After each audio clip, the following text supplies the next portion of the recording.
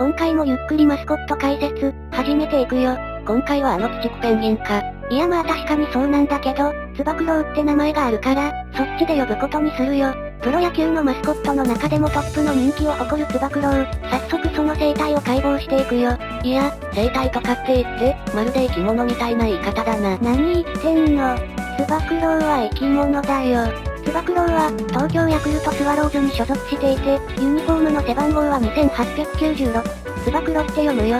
国籍は不明で、出身地はジャパン。年齢は人間の年齢では大人の仲間入りしていて、チームでは一番の大御所だよ。チーム内で5番目くらいの身長で、体重は圧倒的なレギュラークラスだよ。右投げ右打ちで、プロ入りは1994年で初出場も1994年だよ。年俸は2万5000円だよ。つば九郎って結構な頻度で見る気がするんだが、年俸が安すぎないか。まあ現実にあったら問題だけど、この年俸のやり取りは毎回の風物詩になってるよ。チーム名にあるように、ツバメをモチーフとしたキャラクターで、名前の由来は、ツバメの故障のつば九郎と、つばぜり合いに強く、苦労しながら接戦をものにする、という意味が込められているよ。ただし、本人はそのことを知らなくて、大人の事情と、あまり気にしてはいないようだよ。なお、ツバメは本来渡り鳥だけど、つば九郎は、ツバメ界の最先端を行く、進化したツバメとされ、日本の四季変化に対応することが可能だよ。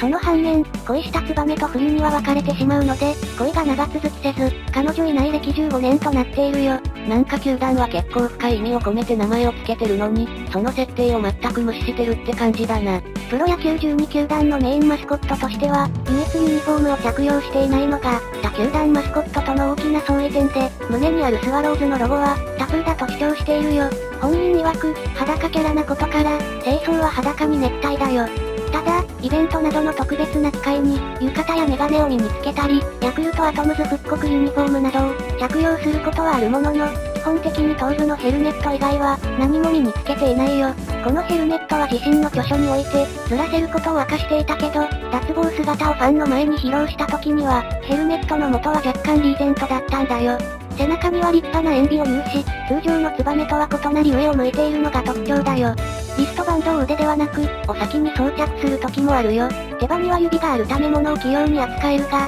逆に羽は退化して小さくなっているため、飛行は不可能だよ。本人は、自分はあえて飛ばないツバメ、飛ぶ必要がないと主張しているよ。いやもうそれ中におっさんが入ってるとしか思えねえんだが。また、非常に滑腹の良い体型のいわゆるメタボだよ。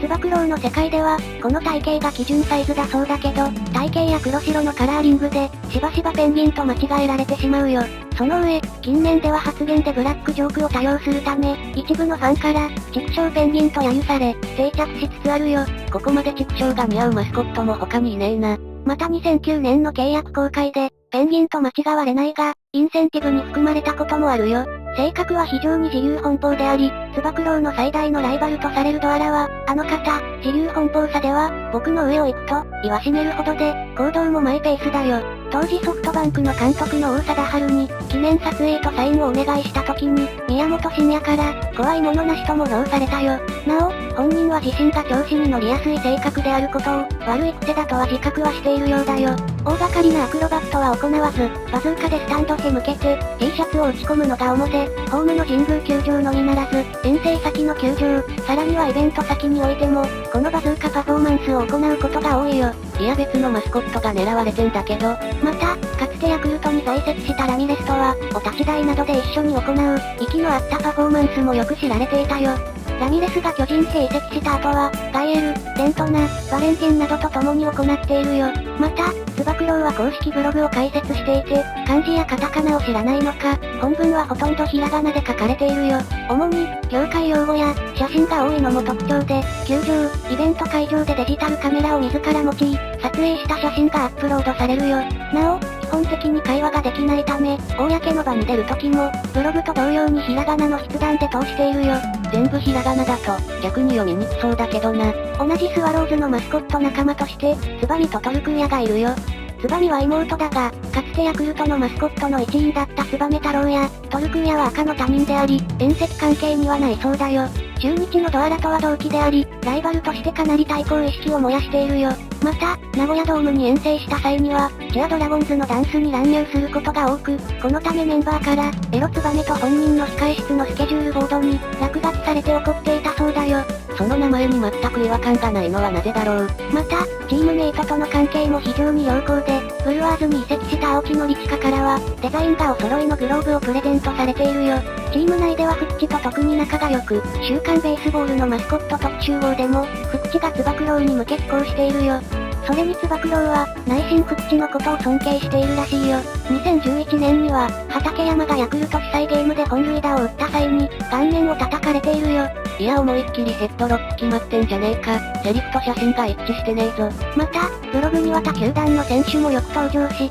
交流関係の広さを伺わせ、中でも中日の荒木や井端の登場が多く、荒木、井端とは、荒井バツバトリオを結成しているほどだよ。また、2008年7月10日の横浜戦において、ホームゲームでの通算1000試合連続出場を達成、足掛け15年をかけて達成した記録であり、球団マスコットとしては史上初の快挙だったよ。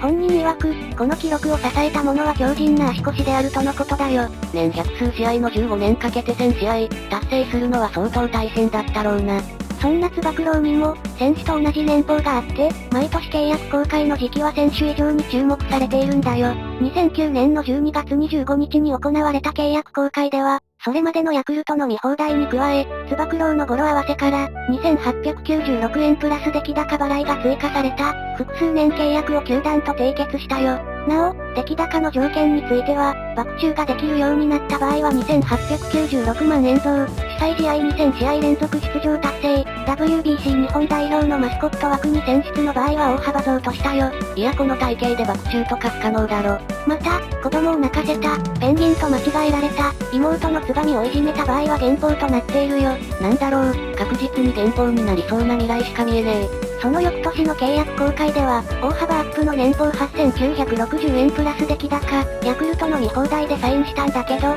前年度の減俸条件の全てに引っかかったためか、1万円の大台超えはならなかったよ。でしょうね。さらに翌年の12月21日、都内でファンを増やしてもらったと、球団から貢献度を評価され、プロ野球マスコットとしては史上初となる年俸1万円、プラス出来高として、ヤクルト及びタフマンの飲み放題、遠征時はビールを、ピッチャーで2杯までで契約を公開したよ。もうこれビールが飲めればそれでいいんじゃないか。2012年には、マスコット界史上初の FA 権の行使を宣言。22団体のオファーを受けたが、12月26日に現状維持の年俸1万円で残留契約を行ったよ。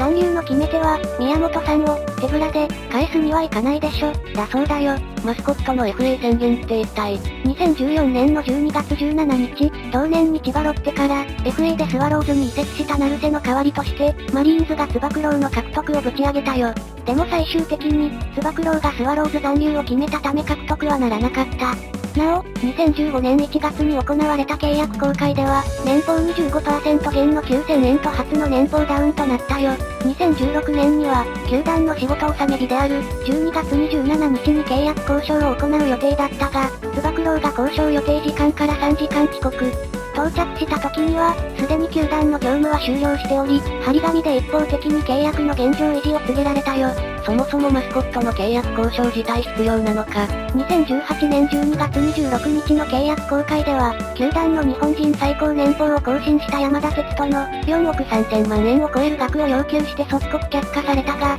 来年は自身の25周年であることにちなみ、3000円アップの年俸2万5000円で公開したよ。その他の情報としては、現住地は神宮球場内で、一塁側に家があるらしいよ。しかし、ピンポンダッシュを防ぐため、具体的な位置は秘密となっているよ。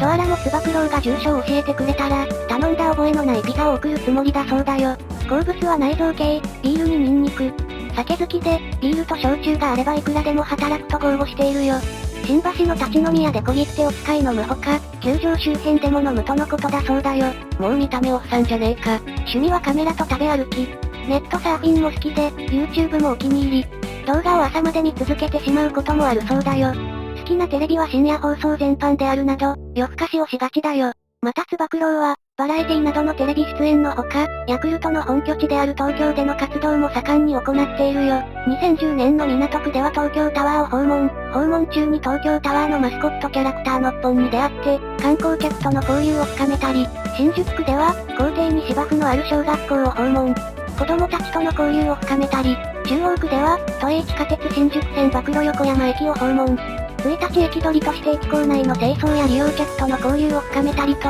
様々な場所で精力的に活動を行っているよ。今のつば九郎に対する人気は、こういった地道な活動が積み重なってできたものなんだろうね。まあ、ところどころで見られる悪用が目立って鬼畜ペンギンとも呼ばれるんだろうけどな。つば九郎の活動は他にも何年もかけて東京の各地を回っているんだけど、ここで紹介するには長すぎるのでやめておくよ。それで一応、今回はここで終わることにするんだけど、見てきてどうだった？そうだな。やっぱ鬼畜だな。でもだからこそここまで人気になったんだと思う。ただ、他のマスコットにもなかなか真似はできそうにないだろうな。だろうね。じゃあ、今回はこの辺で。次回は、福岡ソフトバンクホークスのハリーホークだよ。それでは、ご視聴ありがとうございました。